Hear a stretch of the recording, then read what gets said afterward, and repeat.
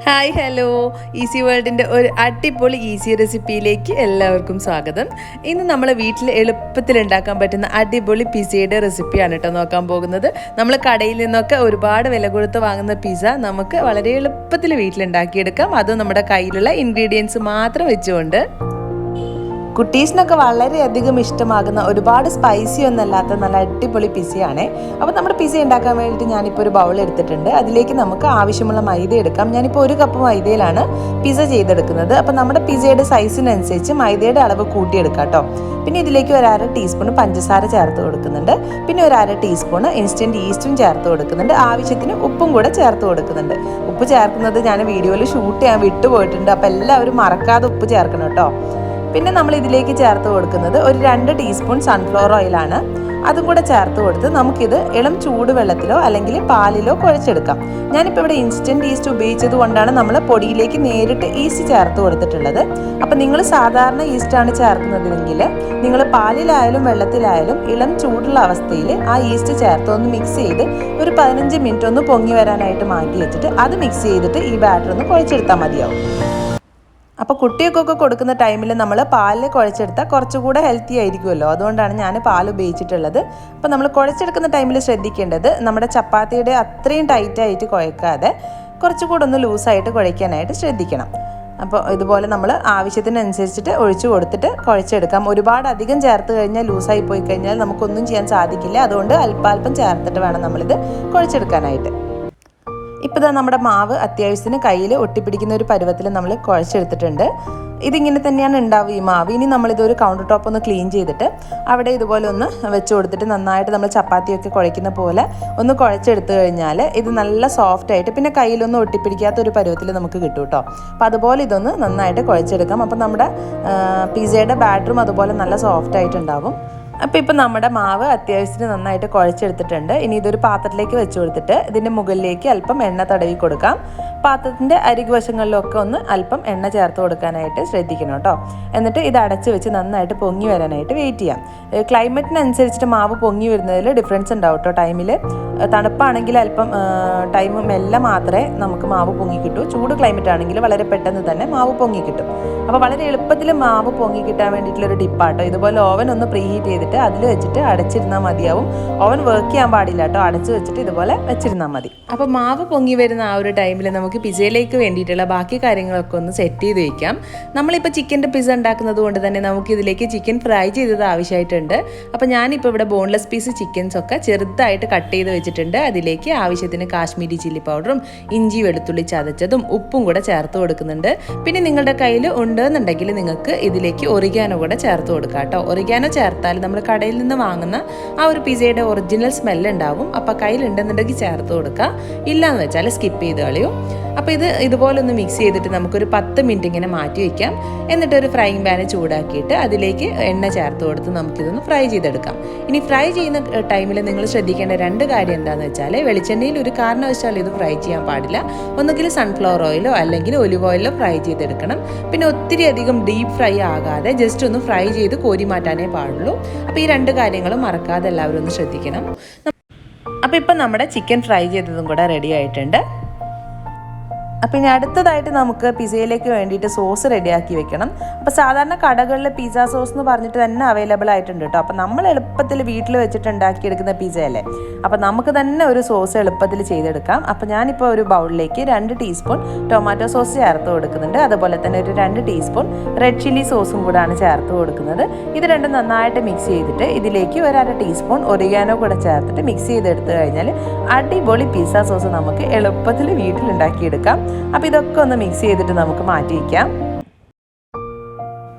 ഇപ്പം നമ്മുടെ chicken fry ചെയ്തതും അതുപോലെ തന്നെ നമ്മുടെ പിസ്സ സോസും ഒക്കെ റെഡി ആയിട്ടുണ്ട്. പിന്നെ നമുക്കിതിലേക്ക് ആവശ്യമായിട്ടുള്ളത് വെജിറ്റബിൾസ് കട്ട് ചെയ്തതാണ്. അപ്പോൾ ഞാനിപ്പോൾ ഇവിടെ മെയിനായിട്ട് ഉള്ളിയും അതുപോലെ തന്നെ ക്യാപ്സിക്കും ആണ് ഉപയോഗിച്ചിട്ടുള്ളത്.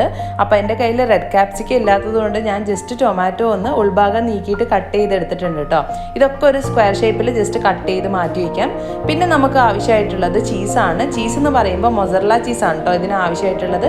അപ്പോൾ കയ്യിലില്ല എന്ന് വെച്ചാൽ സാധാരണ ചീസ് ഉപയോഗിച്ചാലും കുഴപ്പമില്ല. നമ്മുടെ അതേ ടെക്സ്ചർ, അതായത് പിസയുടെ അതേ ടെക്സ്ചർ കിട്ടാൻ വേണ്ടിയിട്ട് മൊസറല്ല ചീസാണ് നമ്മൾ സാധാരണയായിട്ട് ഉപയോഗിക്കാറ്. ഇപ്പം ഇത് നമ്മുടെ മാവൊക്കെ നന്നായിട്ട് പൊങ്ങി വന്നിട്ടുണ്ട്. ഇതിനി ഒരുപാടൊന്നും കുഴയ്ക്കാതെ ജസ്റ്റ് എയർ ബബിൾസൊക്കെ ഒന്ന് മാറ്റിയിട്ട് ജസ്റ്റ് ഒന്ന് നമുക്ക് കുഴച്ചെടുക്കാം.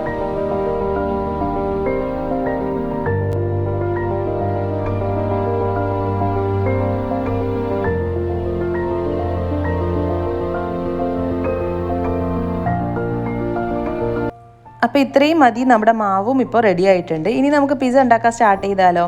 അപ്പോൾ അതിന് വേണ്ടി ഞാനിപ്പോൾ ഇവിടെ എടുത്തിട്ടുള്ളത് സാധാരണ നമ്മുടെ അലുമിനിയം പാത്രത്തിൻ്റെ അടപ്പാണ് കേട്ടോ. അപ്പോൾ ചോറിൻ്റെ പാത്രമൊക്കെ നമ്മൾ അടച്ച് വയ്ക്കുന്ന ഇതുപോലെയുള്ള അടപ്പാണ് ഞാൻ പിസ്സ ഉണ്ടാക്കാനായിട്ട് എടുത്തിട്ടുള്ളത്. അപ്പോൾ ഇങ്ങനെ ഒരു അടപ്പിലാണ് നിങ്ങൾ ചെയ്തെടുക്കുന്നതെങ്കിൽ നിങ്ങൾക്ക് ഓവനിലും വെച്ച് ചെയ്തെടുക്കാം കേട്ടോ. അല്ലാതെ പിസ്സ ഉണ്ടാക്കാൻ വേണ്ടിയിട്ട് പ്രത്യേകം പാത്രമൊന്നും ഞാൻ വാങ്ങിയിട്ടില്ല. അപ്പോൾ ഇതുപോലൊരു അടപ്പിലേക്ക് ഞാനിപ്പോൾ അല്പം എണ്ണ ഒന്ന് ചേർത്ത് കൊടുത്തിട്ട് നമ്മുടെ പിസ്സയൊക്കെ അടിയിൽ പിടിക്കാതിരിക്കാൻ വേണ്ടിയിട്ട് ഒന്ന് ഈ എണ്ണ എല്ലായിടത്തും ഒന്ന് സ്പ്രെഡ് ചെയ്ത് കൊടുക്കുന്നുണ്ട്. ഇനി നമുക്ക് ഈ മാവ് ഈ അടപ്പിലേക്ക് വെച്ച് കൊടുത്തിട്ട് നമ്മുടെ ഉള്ളംകൈ വെച്ചിട്ട് ഇതുപോലെ ജസ്റ്റ് നമ്മൾ ഗോതമ്പിൻ്റെ റൊട്ടിയൊക്കെ ഉണ്ടാക്കുമ്പോൾ ഇതുപോലെ ഇങ്ങനെ പരത്തിയെടുക്കില്ലേ, അപ്പോൾ ആ ഒരു രീതിയിൽ ജസ്റ്റ് ഒന്ന് പ്രസ് ചെയ്ത് കൊടുക്കാം. പ്രസ് ചെയ്ത് കൊടുക്കുന്ന ടൈമിൽ നമ്മൾ എന്താ ശ്രദ്ധിക്കേണ്ടതെന്ന് വെച്ചാൽ നമ്മുടെ പിസ്സയുടെ നടുവശത്ത് കട്ടി കുറഞ്ഞിട്ട് അരികു വശങ്ങളിൽ അല്പം കട്ടി കൂടുതലുള്ള ആ ഒരു രീതിയിൽ വേണം നമ്മളിത് പ്രസ് ചെയ്തെടുക്കാനായിട്ട്. സാധാരണ നമ്മൾ കടയിൽ നിന്ന് വാങ്ങുന്ന പിസ്സ ആയാലും ശ്രദ്ധിച്ചാൽ അരികു വശത്ത് അല്പം കട്ടി കൂടുതലായിട്ടും നടുവശത്ത് വളരെ തിന്നായിട്ടും അല്ലേ ഉണ്ടാവുക. അപ്പോൾ ആ ഒരു രീതിയിൽ നമ്മളിതെല്ലായിടത്തും ഒന്ന് പ്രസ് ചെയ്തിട്ട് മാറ്റി വയ്ക്കാം. ഇനിയിപ്പോൾ ഒരു ഫോർക്ക് വെച്ചിട്ട് നമുക്ക് എല്ലായിടത്തും ഒന്ന് ഇതുപോലെ കുത്തി കൊടുക്കാം. നമ്മുടെ പിസ്സ സോസൊക്കെ ഉള്ളിലേക്ക് നന്നായിട്ട് അബ്സോർബ് ആവാൻ വേണ്ടിയിട്ടാണ് ഇതുപോലെ ജസ്റ്റ് എല്ലായിടത്തും നമ്മളിങ്ങനെ ഒന്ന് കുത്തി കൊടുക്കുന്നുണ്ട്. എന്നിട്ട് അതിനുശേഷം നമുക്കിതിലേക്ക് പിസ്സ സോസ് ചേർത്ത് കൊടുക്കാം.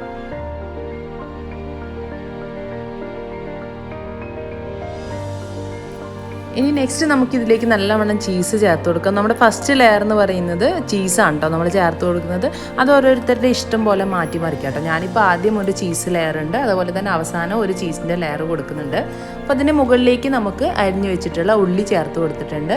പിന്നെ അതിന് മുകളിലായിട്ട് നമ്മൾ ക്യാപ്സിക്കം വെച്ച് കൊടുക്കുന്നുണ്ട്. അതുപോലെ തന്നെ നമുക്ക് ആവശ്യമുള്ള വെജിറ്റബിൾസ് ഒക്കെ ഇതുപോലെ ഇങ്ങനെ വെച്ച് കൊടുക്കാം കേട്ടോ. അപ്പോൾ ഞാനിപ്പോൾ തൽക്കാലം ഉള്ളിയും അതുപോലെ തന്നെ തക്കാളിയും മാത്രമേ എടുത്തിട്ടുള്ളൂ, ക്യാപ്സിക്കവും. അപ്പോൾ അതൊക്കെ വെച്ച് കൊടുത്തിട്ട് അതിന് മുകളിലായിട്ട് ഫ്രൈ ചെയ്ത ചിക്കൻ വെച്ച് കൊടുക്കുന്നുണ്ട്. അപ്പോൾ ചിക്കൻ നല്ലവണ്ണം ഉണ്ടെങ്കിലേ നമ്മുടെ പിസ്സ അതുപോലെ തന്നെ നല്ല ടേസ്റ്റ് ഉണ്ടാവുള്ളൂ കേട്ടോ. ചിക്കൻ്റെ എണ്ണം കുറയുന്നതിനനുസരിച്ച് നമ്മൾ പിസ്സ കഴിക്കുമ്പോൾ ആ ഒരു സ്വാദും കുറയും. അപ്പോൾ നല്ലവണ്ണം ചിക്കൻ ചേർത്ത് കൊടുക്കാനായിട്ട് ശ്രദ്ധിക്കണേ. അപ്പോൾ ഇതിൻ്റെ ഏറ്റവും ടോപ്പിലായിട്ട് നല്ലവണ്ണം ചീസ് ചേർത്ത് കൊടുക്കുക. ചീസ് ഒരുപാട് ചേർത്ത് കഴിഞ്ഞാലാണ് നമ്മൾ കടയിൽ നിന്ന് വാങ്ങുന്ന ആ ഒരു ടെക്സ്ചറും ആ ഒരു ടേസ്റ്റും ഒക്കെ ഉണ്ടാവുള്ളൂ. അപ്പോൾ ഏകദേശം ഈ ഒരു സൈസിന് ഒരു 100 ഗ്രാമോളം ചീസ് തന്നെ ആവശ്യമായിട്ടുണ്ട്. അപ്പോൾ നല്ലവണ്ണം ചീസും കൂടെ ചേർത്ത് കൊടുത്ത് നമുക്കിതൊന്ന് ബേക്ക് ചെയ്തെടുക്കാം. ഇതിപ്പോൾ നമ്മൾ അലൂമിനിയത്തിൻ്റെ അടപ്പ് തന്നെ ഉപയോഗിച്ചത് കൊണ്ട് നമുക്കിത് വേണമെങ്കിൽ ഓവനിലും ബേക്ക് ചെയ്തെടുക്കാം കേട്ടോ. അപ്പോൾ ഓവനിൽ ബേക്ക് ചെയ്യുമ്പോൾ 180 ഡിഗ്രിയിൽ ഒരു 20 മിനിറ്റ്സിൽ നമുക്കിത് കുക്കായി കിട്ടും. ഇപ്പോൾ ഞാനിപ്പോൾ ചെയ്തെടുക്കുന്നത് സാധാരണ നമ്മൾ ഗ്യാസ് സ്റ്റോപ്പിലാണ്. ഗ്യാസ് സ്റ്റോപ്പിൽ നമ്മൾ കേക്കൊക്കെ ബേക്ക് ചെയ്യുന്ന അതേ രീതിയിൽ ഒരു പാത്രം ഒന്ന് പ്രീ ഹീറ്റ് ചെയ്യാൻ വെച്ചിട്ട് അതിലേക്ക് നമ്മൾ ഒരു റിങ് ഒന്ന് താഴ്ത്തി വെച്ചിട്ട് അതിലേക്ക് നമ്മുടെ ഈ പിസ്സയുടെ പാത്രം താഴ്ത്തി വെച്ച് കൊടുക്കുകയാണ് ചെയ്യുന്നത്. അപ്പോൾ ഇത് ഏകദേശം നമുക്കൊരു ലോ ഫ്ലെയിമിൽ കുക്ക് ചെയ്തെടുക്കുന്നത് കൊണ്ട് തന്നെ ഏകദേശം ഒരു 40 മിനിറ്റൊക്കെ വേണം നമുക്കിത് അത്യാവശ്യത്തിന് കുക്കായി കിട്ടാനായിട്ട്. അപ്പോൾ ഇതുപോലെ നമ്മളിതാ ഇങ്ങനെ പാത്രത്തിലേക്ക് ഇറക്കി വെച്ച് കൊടുക്കുന്നുണ്ട്. അപ്പോൾ ഓൾറെഡി ഹീറ്റായിട്ടുള്ള പാത്രം ആയിരിക്കാൻ ശ്രദ്ധിക്കണം. എന്നിട്ട് നമുക്കിതൊരു അടപ്പ് വെച്ചിട്ട് അടച്ചു കൊടുക്കാം. അപ്പോൾ നമ്മുടെ അടിപൊളി ഹോം മെയ്ഡ് പിസ്സ വളരെ എളുപ്പത്തിൽ തന്നെ തയ്യാറാക്കിയില്ലേ. വളരെ ഈസിയാണ്, അതുപോലെ തന്നെ അടിപൊളി ടേസ്റ്റാണ്. ഇനി നമ്മുടെ കയ്യിൽ ഫ്രൈ ചെയ്ത ചിക്കനൊക്കെ ബാക്കിയുണ്ടെങ്കിൽ അത് വെച്ചിട്ടും സെയിം പിസ്സ ഒന്ന് ട്രൈ ചെയ്ത് നോക്കൂ കേട്ടോ. കുട്ടികൾക്കൊക്കെ തീർച്ചയായിട്ടും ഇഷ്ടമാകുന്ന കടയിൽ നിന്ന് വാങ്ങുന്നതിനേക്കാൾ സ്വാദിഷ്ടമായ അടിപൊളി പിസ്സയാണേ. അപ്പോൾ എല്ലാവരും ഒന്ന് ട്രൈ ചെയ്ത് നോക്കിയിട്ട് നിങ്ങളുടെ കമൻറ്റ്സ് അറിയിക്കാൻ മറക്കരുത്. അതുപോലെ തന്നെ വീഡിയോ ഇഷ്ടമായാൽ ലൈക്ക് ചെയ്തിട്ട് ഫ്രണ്ട്സിനൊക്കെ ഒന്ന് ഷെയർ ചെയ്ത് കൊടുക്കണം. അതുപോലെ തന്നെ നിങ്ങൾ ആദ്യമായിട്ടാണ് ചാനൽ കാണുന്നതെങ്കിൽ ഒന്ന് സബ്സ്ക്രൈബ് ചെയ്തിട്ട് സപ്പോർട്ട് ചെയ്യണേ. അപ്പം നമുക്ക് നമ്മുടെ ചാനലിൽ പുതിയ പുതിയ വീഡിയോസുമായിട്ട് വീണ്ടും കാണാം. അതുവരേക്കും എല്ലാവർക്കും bye bye and take care.